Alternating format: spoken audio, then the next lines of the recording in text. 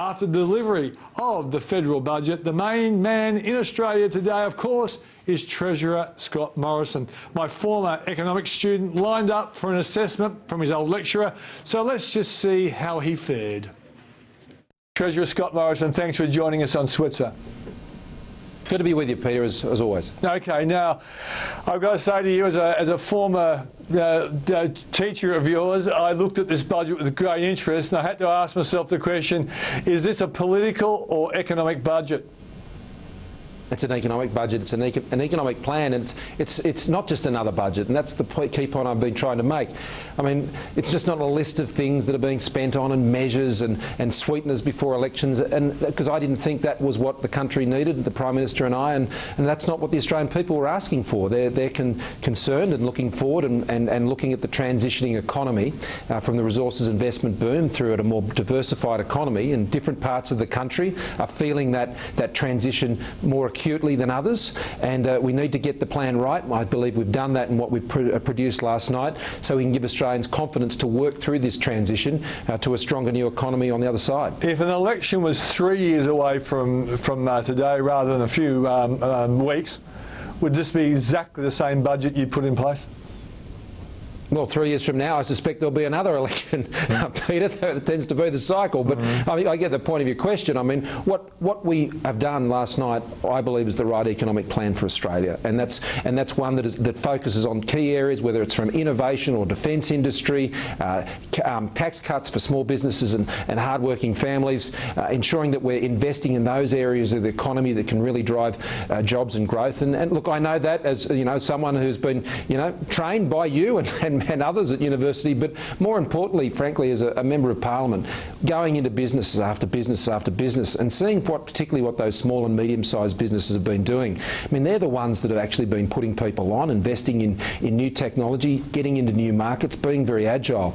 And so that's where the jobs and the growth is, and that's why we back them in so strongly. Okay, my barista today, Scott, said he was disgusted in the budget, and I said to him I would write a piece tomorrow to explain why he shouldn't be so disgusted.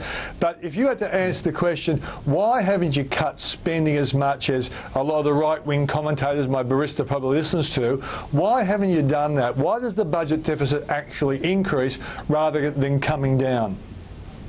Well, it doesn't increase. It reduces as a share of the economy to 0.3%. It goes from 39.9 down to $6 billion over the budget and forward estimates. And spending as a share of the economy falls from 25.8% to 25.2%. And we've got a net contribution to reducing the deficit on spending by around $3 billion in gross terms. So we've spent less than we've saved, and all the revenue measures that are in this budget, be it the cracking down on multinational tax, which will raise some $3.9 billion, or the measures on superannuation, which targets the high end, all of that is being invested back in tax cuts, so we're not adding to the tax burden on the projections that were there from last year's budget. So I think it's, for that reason, a very sound, very centred and very focused budget. Yeah, but the actual budget from 2015-16 goes from $35.1 billion to next year $39.9 billion.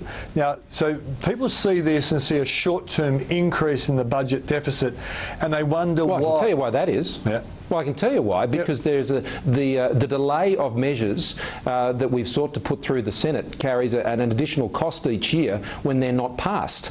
And so in the current year, I mean, there's a significant cost in the billions of the delays that have been imposed on the government by the Labor Party not passing important measures. I mean, we had a question today in question time about childcare. Now, we put in last year's budget some excellent measures to make childcare more affordable in Australia, and we were paying for them by saving in the welfare area by taking away a supplement payment which has no welfare purpose whatsoever to pay for better childcare. Now, the Labor Party opposed that. They actually opposed it. So we've had our challenges, but frankly that's one of the reasons why we're going to have an election on the 2nd of July. So there are also impacts in the short term around parameter variations, and the net impact of those over the budget and forwards is around about $8 billion, a negative impact on the deficit. But we've been able to improve on that by ensuring we haven't spent more than we've saved. Okay, I want you to be tough on the Australian people now. It's not anything a politician likes to do publicly, but the reality is is, if they vote in another Senate like they did in the last election, what's the chances of you really getting substantial economic reform to fix this budget deficit and debt problem up? Well, I think this is why this is important that we're going to this election on the 2nd of July. This budget is effectively being put to the Australian people as a national economic plan to support this country through our transitioning economy. And we're going straight to the Australian people. And the Senate and the House that returns on the other side, I think will have a clear mandate to go and put in place the plans that they've outlined. Now, I would hope that we would have a Senate that is interested in ensuring that we can successfully support the transitioning of our economy. And we've changed the Senate voting rules to make them fairer, so you don't have Senate preference whisperers running around deciding who's in the Parliament, and people have to go out there and get their own votes and their own preferences in the Senate. So I would hope we would have an improved Senate that's far more reasonable and far more interested in the policy outcomes, rather than seeing some of the circus antics that we've seen over this Parliament, which I frankly think the Australian people have had a gutful of. Well, I hope the Australian people hear it and do give you a Senate that can actually put in some real economic reform. Now, when I listened to your budget last night, and I heard the changes for small and medium-sized businesses going from a 2 million threshold to 10 million threshold for the instant tax write-off, and also for company tax cuts, I actually tweeted, masterstroke. But when I saw what you did to super, I thought to myself, I didn't tweet this, but I thought to myself, courageous decision, Minister. You've hurt some of the people who are voters for the coalition, mate, with these reforms in super. Well, look, they're the right reforms. I mean, and in last year's budget, we made changes to the access to the part pension because, frankly, what was in place was unaffordable. Last year, we had a first phase of retirement income changes, and we said that if you had $1 million plus your own family home, well, you shouldn't get a part pension. And we've applied the same principles to how we've dealt with super. I mean, the $6 billion we raise out of taking away access to the generous superannuation concessions for very wealthy and high-income people. That $6 billion affects just 4% of the superannuation fund members. So, I mean, that $6 billion is invested back into fairer and better super for those on lower and middle incomes, but it's also invested back in paying for the tax cuts that we've put in place. So I think it's a wise reinvestment of the tax incentives that sit in the system, and it's all been designed to lift growth. Now, the Treasury modelling on this shows that our tax package that we've outlined will lift GDP by 1%, which is, as you know, in current dollar terms, $16 billion. Yeah, no, that's fantastic. But a lot of the people on transition to retirement pensions, I reckon if they were Labor voters once upon a time, when they saw how good that system was, they would have become coalition voters. Now, you've taken away the tax-free aspect on earnings. That's like a tax hike to those people, Scott. So you really are going to have to suck up to those people to bring them back on board. Well, we haven't changed the tax-free status of the retirement phase accounts. In fact, we've preserved the tax-free status of the retirement phase accounts. What we've done is we've put a transfer balance cap in place. So we're ending the practice that you can have $5 million in a retirement phase account and get tax-free earnings on it. Now, what we're also doing there is we're freeing up the capital of quite wealthy people in their retirement. And I hope, they can put it into accumulation account and they'll pay 15% on their earnings there, but maybe they'll take up some of the incentives that also passed the Parliament today for angel investors and capital gains tax discounts for startups and technology companies and things like that. I mean, that's where we need to get the capital to drive jobs and growth. So there are many moving parts in this, and I think it's the right and balanced set of measures, and they're the calls you've got to make. So the national interest, I believe, for growth and jobs requires us to really think about what's a good set of policies, and I think that's what we have here. Okay, one area I think you're wrong is your economic growth number of 2.5%. I think you're going to be higher. Have you selected a conservative one so you look like a genius when the budget looks so much better this time next year? Well, I welcome your question on that, Peter, because most people have been telling me I've been too optimistic on these things.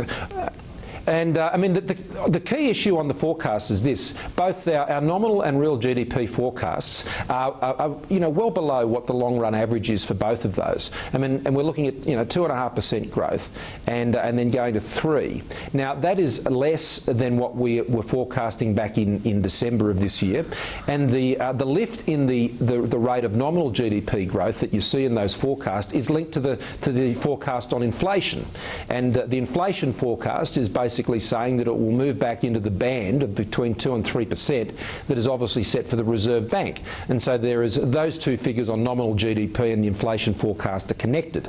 So look, I think they are a realistic set of forecasts. I'd love to see us do better, and I think you're right, Peter. I mean, last year 3% real growth in this global economy.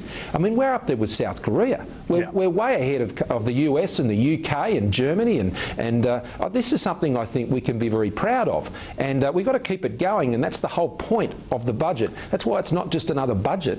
I mean, you know what the journalists are like down in the gallery. They all want to know who's the winner and who's the loser and all this sort of stuff. I mean, that's not what it's about. It's about the plan that'll get our economy through, and people who are watching your program in particular, they'll be encouraged to invest more in the businesses that are here making our economy tick. Okay, before we go, mate, I'll just quickly give you your assessment. For Kukulis, he gave you 5 out of 10 for economic strategy. I gave you 7 out of 10 because I believe the numbers are going to be stronger. Jobs, 6 out of 10. I gave you 7 out of 10 because I think small business will create the jobs. Investment, 2 out of 10. I gave you 6 out of 10. That shows Steve's left-wing bias. I think that 2 out of 10 on investment. Super, he gave you 8. He gave you 8 out of 10. I gave you 6 because I care more about retirees than he does. And finally, politics, he gave you 8 out of 10. I gave you 8, but changed it to 7 because I think some super voters might hate you for some of those changes. He gave you a P+. Not bad for Steve. And, I've always been a soft market. You got a credit from me, but I would have preferred an HD.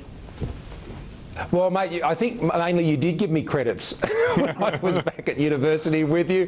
You're not as soft a marker as you think, but look, what matters is what this plan does for the Australian people and the economic dividend it gives for jobs and growth, and that's the mark and the grade I'm looking for. Of course, he doesn't need any back announcement, but it was, of course, the Treasurer, Scott Morrison. After the break, we'll assess the Treasurer's work with AMP Chief Economist Shane Oliver and PwC's tax expert Tom Seymour.